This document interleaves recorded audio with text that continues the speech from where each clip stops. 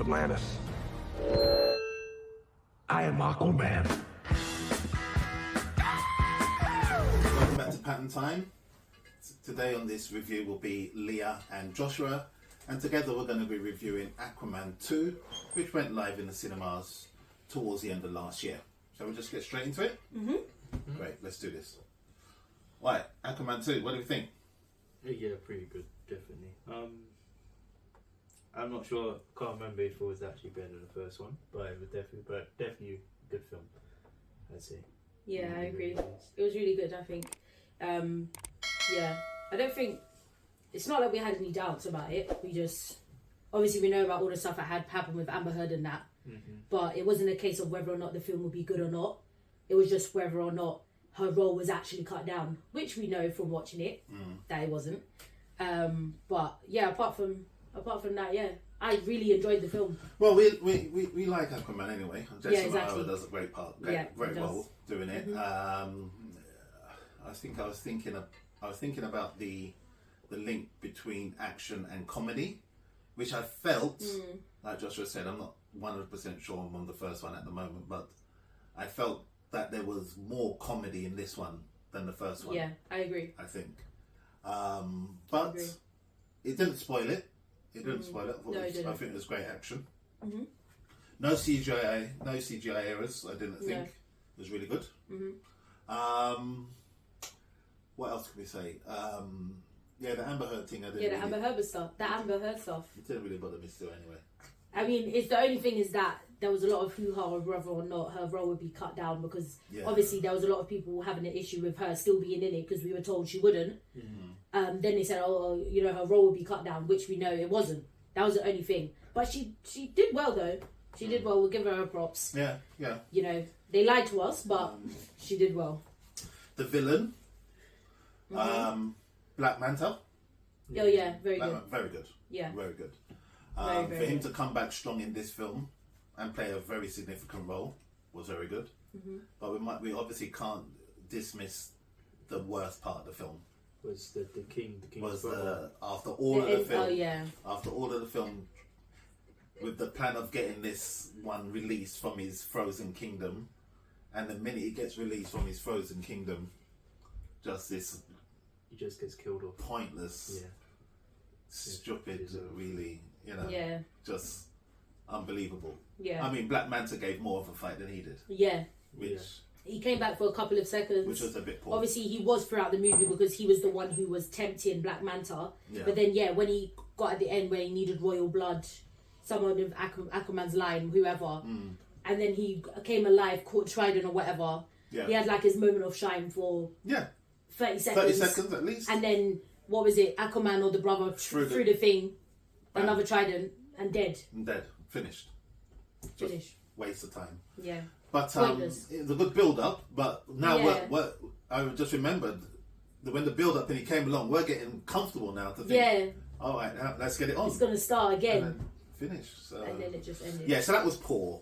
And I personally think, though, that's because James Gunn, it's James Gunn, isn't it? Yeah. I keep getting the name mixed up. But I think it's because James Gunn came along and he realised that there is no real, this was the end of the DCEU. Yeah. So I think you just realized, well, we can't really take it anywhere, so let's just leave well alone.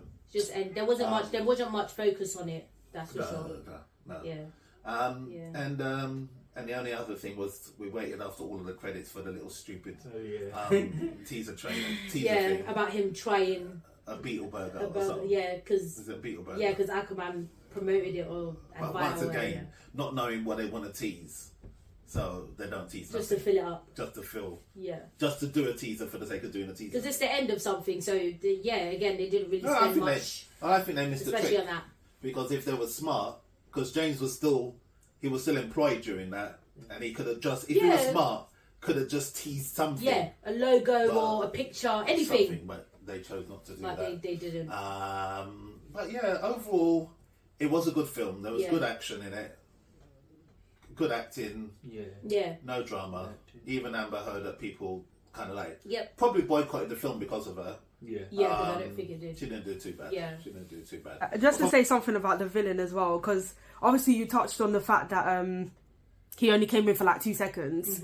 I think the thing about I don't really know if it's about Marvel as well, but the thing about DC that I've noticed from Black Adam was when basically what they did in Aquaman was you did this whole build up of a movie centered around Black Manta, and then you bring in the villain to kill him off. Actually, no, that's what it was. It was the Marvels.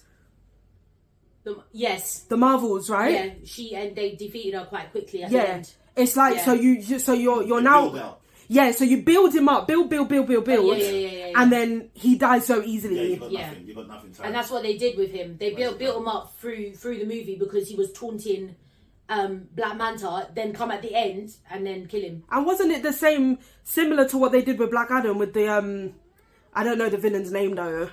You know, the demon one. He's a devil, isn't it? I don't know what he is. Yeah, but it was similar to that. And that's where these Marvel and DC movies are flopping right now. They're not ending it properly. Yeah. They're not ending it like strong. Yeah. And the ending can be just as important as the beginning. Absolutely. Yeah. No, but yeah, we'll give them a blight because maybe it's just because it's ending this and they just didn't want to waste so much time. Yeah.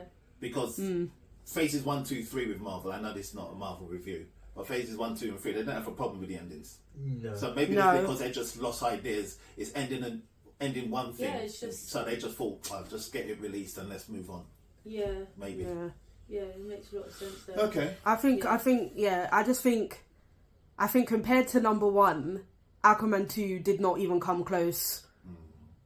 Didn't at all. To what? I wasn't impressed. I guess, to the level of number 1. I think because number one was almost nothing bad to say about the movie at all. Yeah, true. Yeah. Number 2 didn't even come close. No, it's probably the effect of it, how you came out feeling. Yeah. It was probably that. Yeah. And Aquaman it was disappointing had towards the end. End with the villain and then that shoppy teaser. That's made us feel, never mind. But majority of the film was pretty good. Mm-hmm. Yeah. But one thing we didn't talk about was obviously Ocean Master. Yeah. Oh yeah. Yeah, so that was a good plot. You know. I thought he did well. I mean, because what films do we ever hear that the villain of the previous film comes back to be a good guy? Because he wasn't a true villain. It wasn't a true. He wasn't a true villain to begin with. No. He just wanted king, innit? Yeah. Well, he was king. He was king. You know, and then Aquaman comes back and they want him on the throne, innit? Yeah. So because he didn't ask to be king, as he was saying in number 2. Yeah, because it's also weird because Aquaman is older, but Ocean Master acts like it's because he was born. He's there. older. Yeah, for sure. So you wouldn't know. Yeah, you wouldn't know that Aquaman is the older brother. No. He acts more like the baby brother. He does act like the baby brother. Yeah. A baby brother with a baby. Yeah. I think in the end they had a pretty good relationship, which was nice. Yeah. But I think Ocean Master as a character, I compared to what he was in number 1, I don't think he was that good. Well, no, because he was a sideman. He was in number 2. He was a sideman. Yeah, he was. He was. Yeah, but he didn't do that great against Black Manta either. No, he didn't. He didn't. But I just felt like I'm trying to remember number 1, but I felt like his role was more influential in number 2. Nah. Influential. And influential. Maybe that's because he's actually helping Aquaman. I remember the battle. I think the battle scene in number 1, maybe, but I'm not really remembering him fully from number 1. Well, obviously he played a different. Yeah, it was a different role. They needed him for some important things. Because obviously it was a different angle. In number 1, he was fighting for the throne. Yeah. And then in number 2, he was Aquaman's helpmate. In order to save the throne. Exactly. So it's a different angle of the character. Angle. So yeah, in one way, they was able to work it to make it. But at least he wasn't useless. Like he was important to the story of number 2. To the story. Yeah. So it's all in all, it was quite good. And I don't know if anyone remembered it didn't flop in the box office, did it?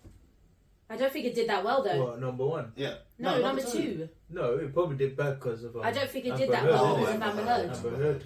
Yeah. Which is a shame. Which is unfortunate because it was. But it was unfortunate. Yeah. But from a rating point of view, what do you think? 8.5 or maybe 8 lowest. Yeah. 8. Yeah. Okay. If for me it would be 7/8. because it wasn't 8 is not really that much room for improvement. Not much. So 7 to 8, I think is fine. Yeah, around that. 7 to 8. Yeah. So yeah, so that's the end of this review. It was a while ago, but if you do like this video, please like, subscribe, share, comment if there's anything that we missed out, anything that you didn't like about the film, anything you liked about the film, things that we didn't even touch on. Please leave them in comments and we will review. And at this time, pattern time out.